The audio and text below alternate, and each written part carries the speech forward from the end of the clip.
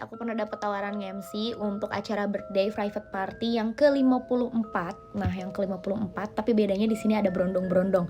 Oke, pikiran aku kalau ada berondong, ngerti kan? Dan awalnya aku pikirin itu cuman kayak acara private birthday party doang. Terus tiba-tiba dia nyaranin aku untuk berdua nge-MC-nya.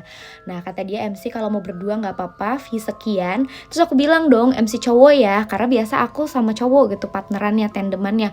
Terus kata dia bisa kalau takut. Ada kata-kata kalau takut. Emang aku mau ngapain? Kan aku mau nge-MC, ngapain harus takut?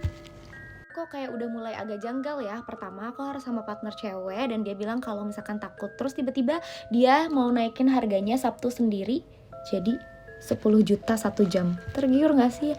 Ya tergiur lah gue. Zaman sekarang MC cuma 1 jam dibayar 10 juta. Siapa yang gak mau? Si klien aku mulai jelasin rangkaian acaranya. Nanti si berondongnya merangkak terus digantung gitu. Hah? Kayak ini acara apa sih? Dan akhirnya si orang ini ngejelasin bahwa acaranya itu setelah birthday party mereka akan ada yang namanya eksekusi. Eksekusi di bayangan aku pada saat itu adalah iya begitu, iya kan? Ternyata di sini dia bilang bahwa si berondong ini setuju untuk jadi tumbal. Dan dia sempat bilang juga tenang aja jangan takut. Terus aku kayak nanya lagi, "Kak, kalau yang jadi tumbal itu diapain? Aku masih belum paham." Jadi tumbal dong.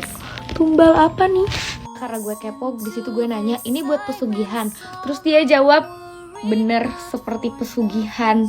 Terus gue nanya lagi, "Kalau boleh tahu pesugihan untuk apa, Kak?" "Awet muda, kecantikan, kekayaan, karir, dan lain-lain."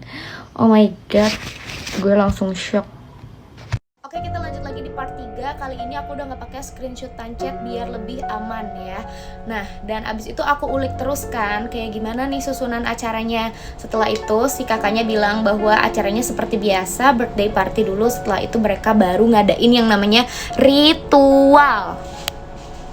Jadi ritualnya dilakukan setelah acara birthday partinya selesai, which is MC, DJ, dancer, dan talent-talent lain gak ikutan dong.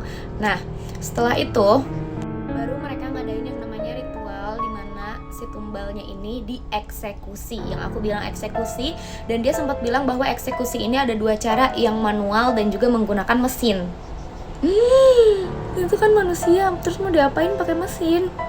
Dan dia juga bilang bahwa si berondong itu kalau udah dieksekusi darahnya bakal diminum dan juga dagingnya dimakan sama mereka-mereka untuk hal-hal yang tadi itu, untuk kekayaan, kecantikan, kepopuleritasan, dan lain-lain.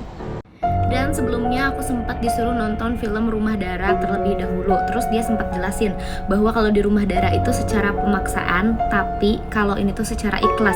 Karena memang berondong-berondongnya ini dibayar dengan harga yang sangat mahal, ratusan juta bahkan sampai miliaran. Dan ini juga bener banget kayaknya memang sekte elit, karena memang acaranya itu adanya juga di Jakarta Selatan, yang dimana itu adalah tempat rumahnya orang-orang kaya. Kalau kalian sempat baca di screenshotan TikTok aku yang sebelumnya ada tulisan 15 berondong, itu bukan 15 berondongnya dijadiin tumbal ya, melainkan sudah 15 kali, dimana acara ini itu dilakukan setiap 1 tahun sekali, which is tahun ini adalah acara ke-16, dan berarti ini sudah berjalan selama 16 tahun. Demi apa woy, udah 16 tahun? Jadi guys, si berondongnya ini sebelum dieksekusi, mereka sebelumnya bertahun-tahun sebelumnya memang sudah jadi simpenan dari si tantenya atau si orang yang akan membeli dia sebagai tumbal. Nah, berarti selama bertahun-tahun dia udah nikmatin dong fasilitasnya, dari mulai mobil, rumah, dan lain-lain. Nah, sampai pada akhirnya kalau udah waktunya, si berondong ini baru dibeli lagi dengan harga yang mahal untuk dijadiin tumbal. Dan biasanya backgroundnya si berondong itu berbeda-beda. Ada yang uangnya dipakai untuk memang bayar hutang, orang tuanya kelilit hutang, atau misalkan orang tuanya di kampung sakit. Jadi beda-beda tiap berondong backgroundnya. Hai teman-teman semuanya, jadi di part ini aku bakal kasih tahu bahwa kejadian ini memang sesuai dengan apa yang aku alami. Jadi kalau misalkan teman-teman beranggapan bahwa ini aku ceritanya ngarang atau misalkan aku halu, nah ini memang aku menceritakan apa yang orang ini chat ke aku. Jadi dengan sangat terpaksa, kali ini aku harus memperlihatkan lagi beberapa screenshotan chat sebelumnya. Kenapa aku bisa tahu sampai sedetail itu rangkaian acaranya? Dan di sini aku juga sempat nanya lagi untuk rangkaian acaranya seperti apa, tapi ternyata dia malah nanya lagi yang eksekusi. Terus aku bilang adalah untuk yang birthday party, Kak. Jadi di sini aku menilai bahwa dia ini memang ingin menceritakan tentang detail dari ritual tersebut. Dan di sini juga dia sempat jelasin seperti apa background dari brondong yang akan dijadikan tumbal pada saat itu. Jadi aku tekankan sekali lagi bahwa cerita ini based on pengalaman aku pribadi dan aku cuma pengen men-share pengalaman aku untuk teman-teman